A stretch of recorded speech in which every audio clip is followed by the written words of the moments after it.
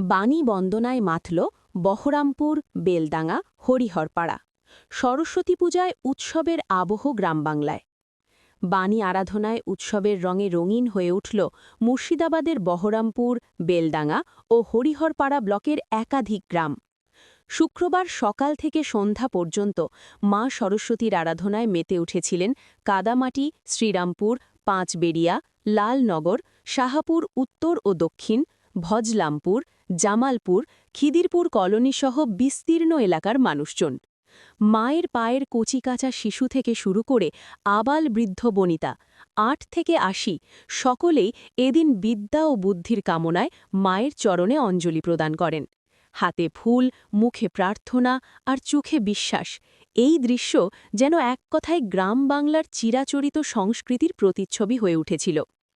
বিশেষ তাৎপর্যপূর্ণভাবে এদিনই পালিত হয় দেশের অন্যতম শ্রেষ্ঠ সন্তান নেতাজি সুভাষচন্দ্র বসুর ১২৯তম জন্মদিন।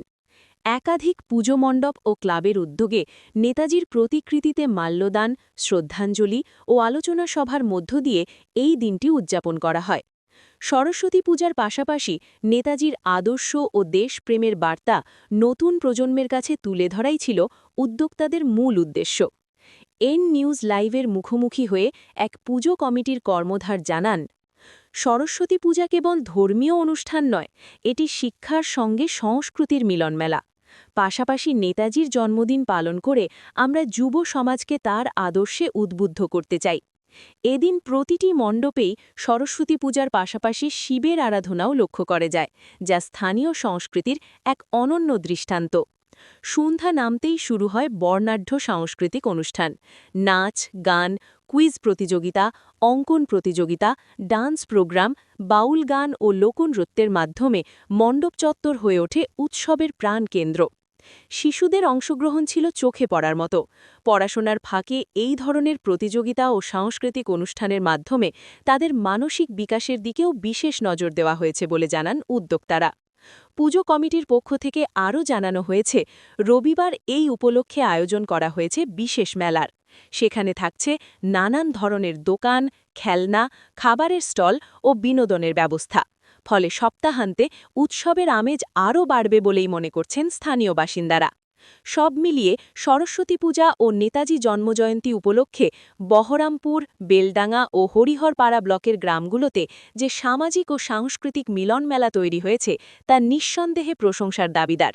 বিদ্যা, সংস্কৃতি ও দেশপ্রেম এই তিনের সম্মিলনে এক অনন্য উৎসবের সাক্ষী থাকল মুর্শিদাবাদের গ্রাম বাংলা। পুস্তক হস্তে ভগবতী ভারতী দেবী নমস্তে তৎব। আজ শুক্লপক্ষের পঞ্চমী তিথিতে সরস্বতী মায়ের আরাধনা চলছে।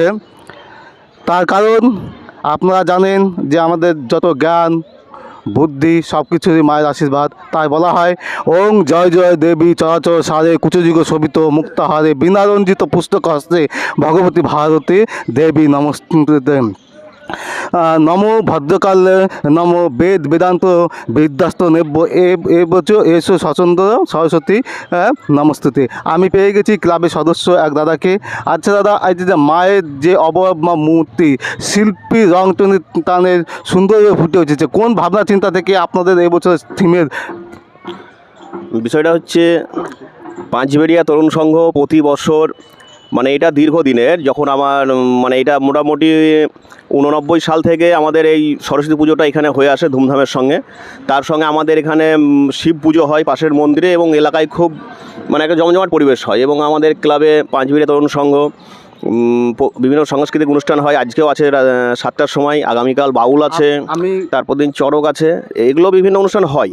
তো আমাদের এই বছরের যে থিম বা এগুলো, সেটা আমরা আমাদের নিজের ক্লাবের সদস্যর একজনের চিন্তাভাবনা থেকেই, যেখানে মা সরস্বতী থাকবে প্লাস তার সঙ্গে শ্রীকৃষ্ণ যে আমাদের দেবতা, আরাধ্য দেবতা, তার যে লীলা খেলা সেইটা, তো সেই লীলার মূর্তিটাই আমরা এখানে তুলে ধরছি আর কি। আজকে বাণী বন্দনার পাশাপাশি আজকে 129তম বর্ষ নেতাজি সুভাষচন্দ্র বসুর জন্মদিন। স্বাধীন ভারতে পরপর 3টি কমিশন গঠিত হয়েছে। একটি হলো শাহনাজ কমিশন, ডিডি খোসলা কমিশন এবং সেই সঙ্গে মুখার্জি কমিশন। সব কমিশন নেতাজির অন্তর্ধান রহস্য উদ্ঘাটিত করতে জিরো।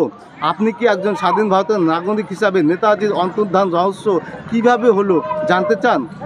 না, এই প্রশ্ন তো আমার কেন, গোটা ভারতবর্ষব্যাপী প্রত্যেকেরই একটা চিন্তা ভাবনায় আছে যে মানে নেতাজি কীভাবে কী হয়েছে না হয়েছে বা তার অন্তর্ধান কী হবে, তো সেটা প্রত্যেকেরই জিজ্ঞাসা চিহ্ন আছে। তো সেই জায়গাটা আমার কি গোটা ভারতবর্ষের পক্ষেও একই কোশ্চেন থেকে যাবে, তবে সেটা উন্মোচন হওয়া উচিত।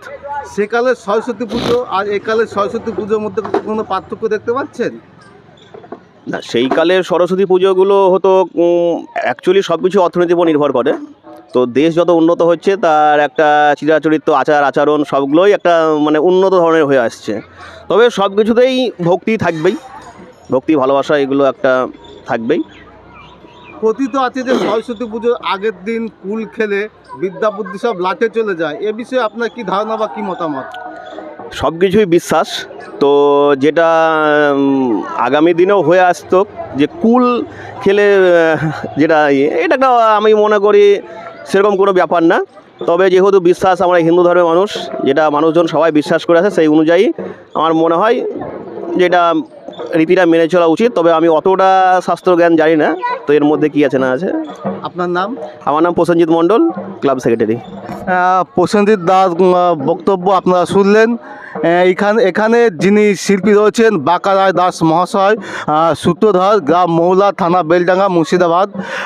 মাটির সিমেন্ট ও ফাইবারের মূর্তি উনি তৈরি করে থাকেন। আপনারা দেখুন মায়ের মূর্তি বা অবয়ব কীভাবে সুন্দর করে ফুটিয়ে তোলা হয়েছে।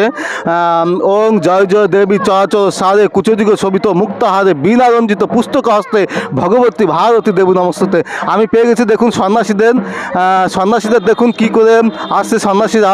দেখুন মহাদেবের ভক্তরা কি সুন্দরভাবে চলে আসছে।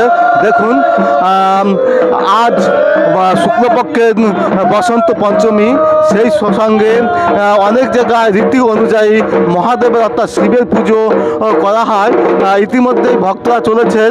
আপনাদেরকে আবারও একবার জানিয়ে রাখবো যে আজ শুক্লপক্ষের পঞ্চমী তিথিতে আমাদের বাঙালি তথা ভারতবর্ষের ঐতিহ্যের সঙ্গে পালিত হয়, অর্থাৎ আমরা বিনা পানি অর্থাৎ বাণী বন্দনা অর্থাৎ সরস্বতী বাগদেবীর আরাধনা করে থাকি। ইতিমধ্যেই সকাল থেকে পুজো মণ্ডপে শুরু হয়েছে সেই মায়ের আরাধনা। এখন দুপুর গড়িয়ে সন্ধ্যায় আমি বেরিয়ে পড়েছি পাঁচবেড়িয়া শ্রীরামপুরে শিল্পী বাঁকা রায় দাস মহাশয়ের রং তুলি টানে কীভাবে সুন্দরভাবে ফুটে উঠেছে আপনাদের একবার জানাবো। সে মায়ের সেই অঞ্জলি যে অঞ্জলি না দিলে বিদ্যা বুদ্ধি নাকি আসবে না। ওং জয় জয় দেবী চরাচর সারে কুচদিগ শোভিত মুক্তাহারে বীণা রঞ্জিত পুস্তক হস্তে ভগবতী ভারতী দেবী নমস্তুতে। ধন্যবাদ।